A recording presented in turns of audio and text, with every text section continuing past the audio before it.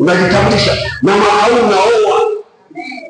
Unaenda kwenye kioo. Nilikuwa na mchungaji mmoja Nairobi alinifundisha sana. Unamkuta yuko kwenye kioo mwenyewe anacheka, unamkuta mwenyewe anajibarika, anacheka mwenyewe. Yaani anajibarika. Na mhubiri yule kwenye kioo. Jihubiri mwenyewe kwa jina la Yesu. Nenda mwingine tukihubiri ya kukuti. Nenda kwenye kioo, fanya mnani mwenyewe mkutano, jipasishe, jiombee kwa jina la Yesu Kristo. Fulani wewe ni tajiri mkubwa kwa jina la Yesu aliye hai. Wewe unatoka, jibariki kwa jina la Yesu aliye hai. Usijichukie. Ukijichukia maana yako umekubariki kusudi la Mungu. Chuki.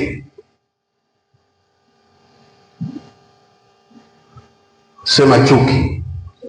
Amchukia ndugu yake ni muuaji. Ni muuaji. Sasa ndio jue hiyo.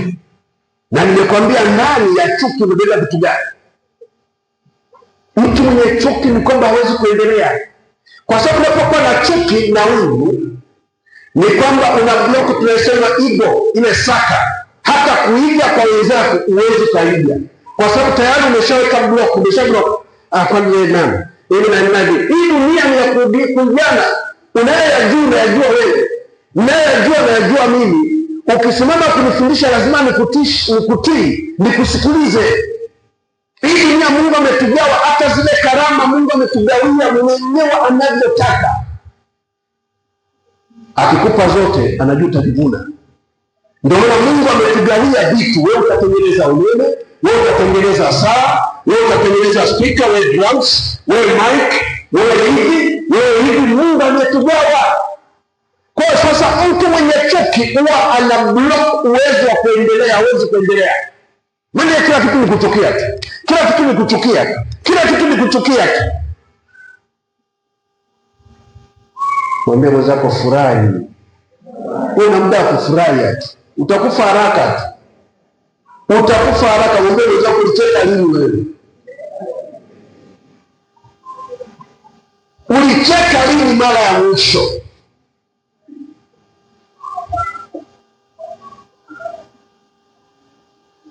Mtu mwenye wivu hawezi kuendelea. Mtu mwenye wivu anakufa haraka sana. Kwa sababu kwanza haters. Sijui nini ngaje vingine tu ni kutokula kwa wakati wake. Lakini vingine unajua unapokuwa kwenye tense, mwili unajua. Wewe ndio unasoma psychology.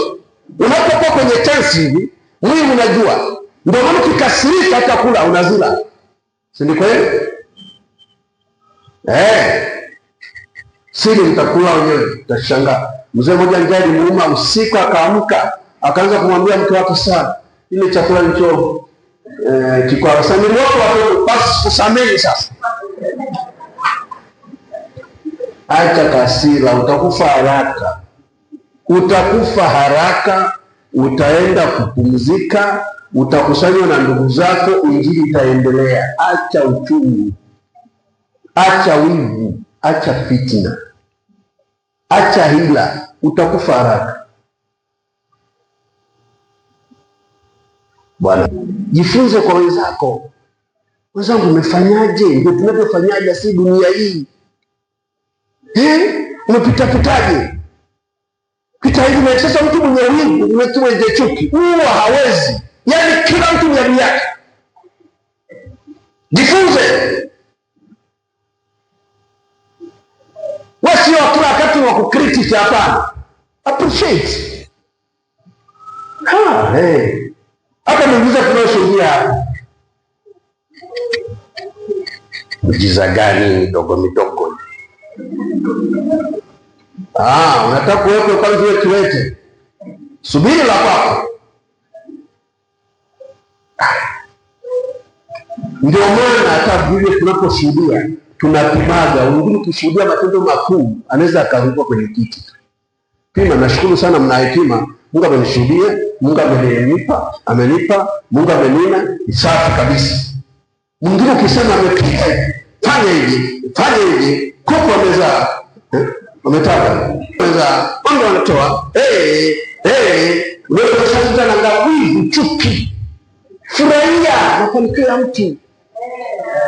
Jamani, mshukuru Mungu amenenea. Jua basi amefuata ni nini sasa? Lakini mtu mwenye uchuki ni mchungaji akale kuku. Ni kweli kuku nitakula, lakini aliyefanya ni nani? Nilienda kusababisha muujiza wa mtu? Hapana. Chuki ni mbaya sana. Unapochukia manako unapanda, utavuna nini? Chuki. Ukipanda uchungu na lazima uvune uchungu tu. Wivu, hasla, fitina, hila. Hebu someni Isaya 33 mstari wa 1. Yaani vitu viko, lazima uvune tu hicho. Na upande mazuri. Ndio maana ninasema mabaya yaachie, panda mazuri. Hebu soma. Isaya 33 mstari wa 1 anasema, ole wako uharibuye ila ukuharibiwe, utendaye hila wala ukutendwa hila. Utakapokwisha kuharibu utaharibiwa wewe, na utakapokwisha kutenda kwa hila wao watakutenda hila. Nasikia? Yaani hizo ziko. Hiyo dunia inayokwenda. Ndivyo dunia ilivyo. Na ndivyo Mungu alivyo set. Kwa kuwa ni watu wazuri, tuchukie mabaya. Amen. Mungu mwenyewe anachukia mabaya. Mungu mwenyewe ana wivu. Na wivu wa Mungu ni mzuri. Kwa nini? Ametuumba kwa kusudi lake, asema Bwana. Wakolosai 1 mstari wa 16, 17, 18. Nimewaumba kupitia mimi na kwa ajili yangu. I created you through me and for me. Ndio maana tunasema Yesu ni Mungu. Niliwaumba ninyi kupitia mimi na kwa ajili yangu. Hasa kwa nini shetani mtumikie shetani? Mimi ni Mungu mwenye wivu ambaye ni mwenye wivu, asema Bwana. Amen. Si wivu mzuri huo? Tunaposema wivu, maana Mungu hana kumuua, hana. Ndio maana sisi Mungu anatufundisha in the hard way ili uelewe. Maana kwa hiari hutaki. Akamwambia Hosea, nenda kamuoe Gomeri, kahaba la mji, kahaba. Katika Biblia kuna makahaba wakubwa watatu: Gomeri, Jezebeli na Delaila. Na usilete mtoto Gomeri hata siku moja. Hosea akasema, Mungu ameniambiaje? Akasema, nenda kamuoe Gomeri. Mbona ni kahaba kopa la mji lile? Akasema, huyo nimekutuma mimi. Akaenda kamuoa. Wakazaa mtoto wa kwanza, akamwita Yezeli, maana huyo nitajilipiza kisasi kwa damu ya mtumishi wangu aliyeuawa. Mtoto wako huyo utamwita wa kwanza. Wa pili utamwita jina lake, asema Eloamu, maana sitawasamehe. Hiyo ni alama ya watoto wako hao. Wa mwisho alizaa wa kiume, wa kike, wa kiume, maana akasema nitajilipiza kisasi. Basi wakakaa na mke wake akaja karudi duniani, akamwacha Hosea analea watoto wangapi? 3, mume peke yake. Vikapita mke wake akachukuliwa, akaenda akauzwa nchi nyingine. Nataka nikulete, usiukie mambo mengine. Mungu atakuja kufundisha the hard way. Mungu amekaa kimya na Hosea nasubiri. Nataka nione movie ya Mungu ya mimi kunituma nikaoe kahaba. Na kweli akalea watoto 3 Hosea, wakakua. Akasikia mke wake amechukuliwa, ameenda kuuzwa nchi ya mbali, na anafanya vibarua na kutumikishwa kila kitu. Unajua kwa mtumwa una choice. Hosea alifunga safari. Kwanza akatafuta pesa, sema akatafuta pesa. Akapeleleza watumwa wanaokolewa kwa shilingi ngapi. akapeleleza, akakuta fungu, akafanya kazi Hosea, likatimia, akafunga safari mpaka kwa mke wake, mpaka kwa aliyemnunua, akamkuta mwanamke amechakaa kama magunia yale ya zamani yale, acha sasa hivi sijui, amechakaa, pigizwa haswa kazi. Gomera alipomuona, basi ni mtumwa, afanyeje? Hosea akafika kwa yule aliyemnunua, akasema nataka ninunue huyu. Akamwambia lakini kwamba ni mke wangu, hapo nunue shingapi? Akataja, akampa lile fungu, akakarudisha kale kamama nyumbani, akamsema, akakarudisha, akakwambia tulia. Mwambie mwenzako tulia kanisani.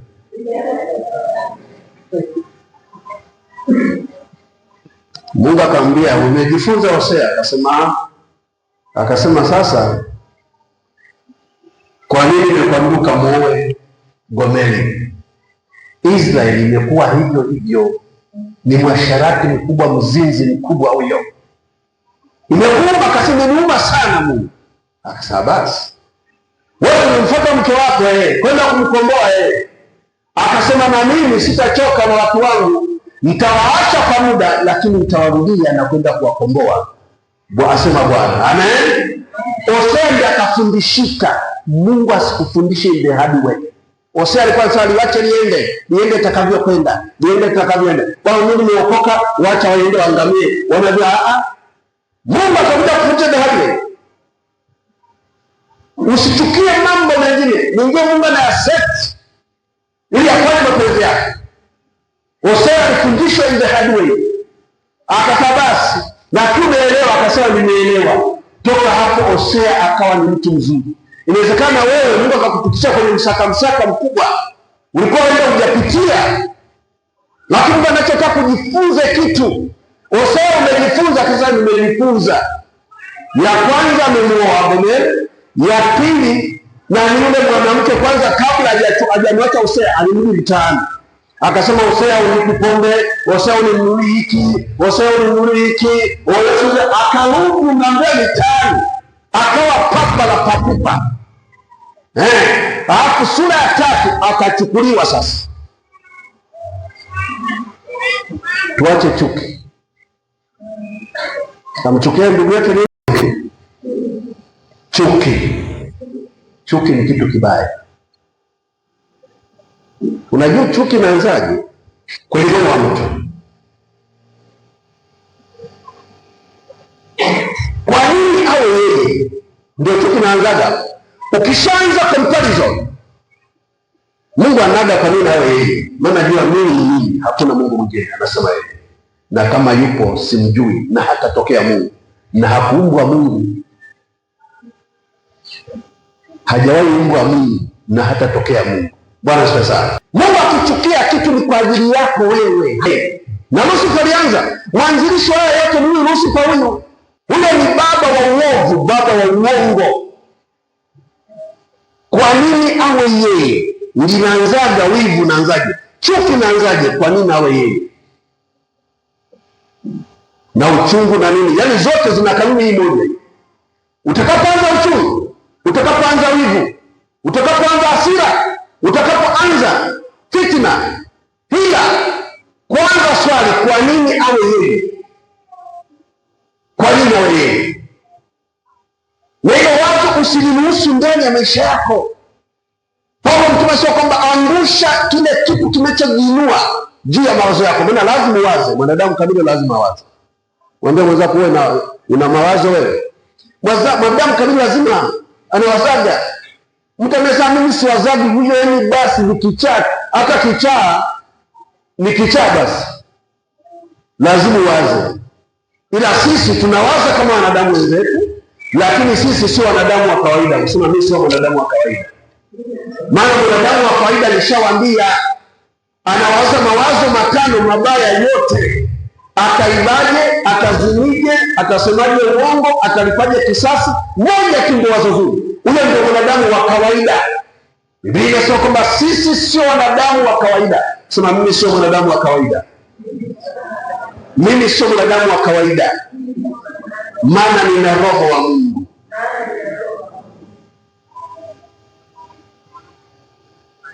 Kwa nini awe yeye? Ukiwa na hii kwanza huu msingi, ukisema kwa nini awe yeye, tayari unapingana na kusudi la Mungu ndani ya huyo mtu.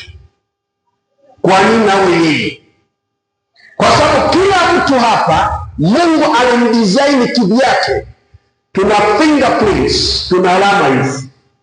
Nilikuta mtu mmoja anachubua kijijini, akiweka hivi, hakuna ka fingerprint. Hizi usizitoe, hii ndio wewe kamili. Bwana sasa, fingerprint ndio wewe.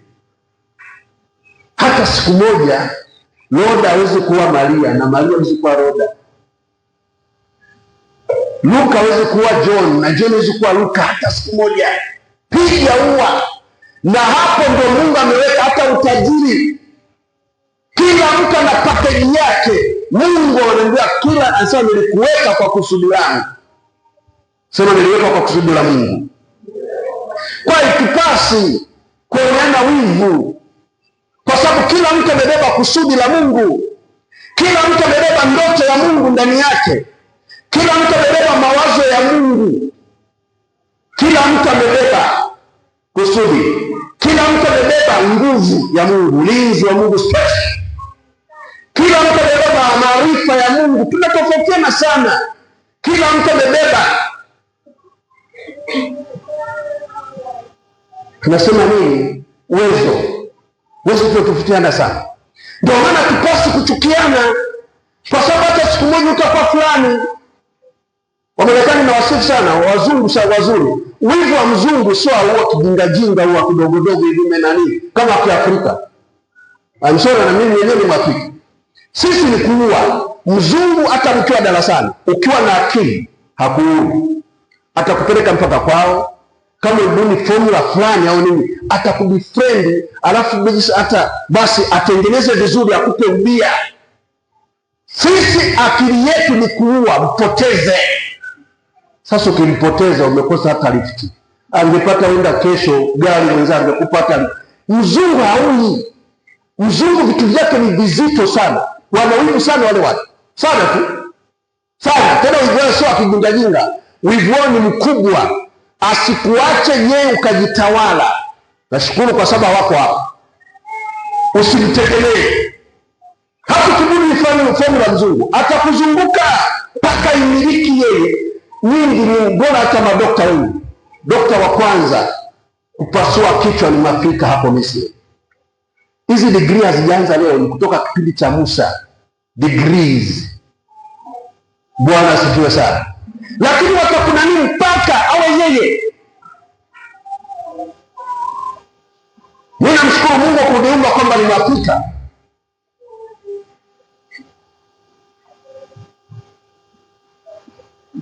Amen.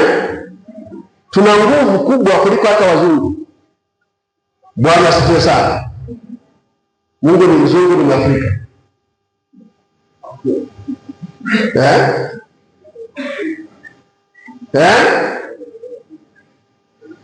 Tuna nguvu sana. Mzungu hawezi kuzaa mweusi. Sisi tunaweza tukazaa mzungu. Kwa sababu kuna madini fulani yanaitwa melanin yako, wale hawana. Ndio maana unakuta hata kule Marekani watu wanachukua zile genes za melanin wanawauzia wazungu.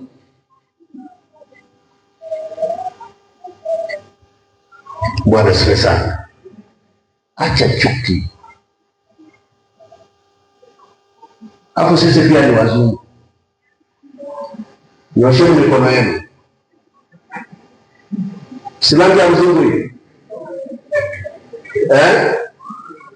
Furahia rangi yako kwa jina la Yesu aliye. Mungu atujue rangi yake, tuishie hapo. Kwa hiyo usiruhusu chuki ndani yako. Wazo la mtu mwenye wivu na chuki. Kwani yeye ni nani? Yeye ni nani anayemjua ni Mungu? Wewe unijui. Hata mke wangu yanijui. Yanijui. Anayejua ni Mungu utakapoishia. Anajua kwa sehemu ndogo sana. Bwana asifiwe sana. Na mimi sikujui utakapoishia. Wewe ni tumbo la imani. kwa jina la Yesu aliye hai. Tunajiona kidogo sana, unanifahamu? Bwana asifiwe. Amen. Acha chuki, na mwisho wa chuki ni namchukia ndugu yake ni nani? Usiue. Ukiua mtu umeua makusudi ya Mungu ndani yake, umeua ndoto za Mungu ndani yake, umeua akili ya Mungu ndani yake, umeua ujuzi wa Mungu ndani ya huyo mtu. Ndio maana lazima utafanya kazi yake. Ndio watu wengine wanaishia kwa kichaa, kwa sababu sasa ile kusudi la Mungu lilivunja. Tunasema Sauli alifanya kazi nyingi, ni kweli alifanya, lakini nyingine alifanya kwa wale watu aliowaua. Amchukiaye ndugu yake ni muuaji. Yesu akatuonya naye sana, acheni hayo mambo. Alitupenda. Amen.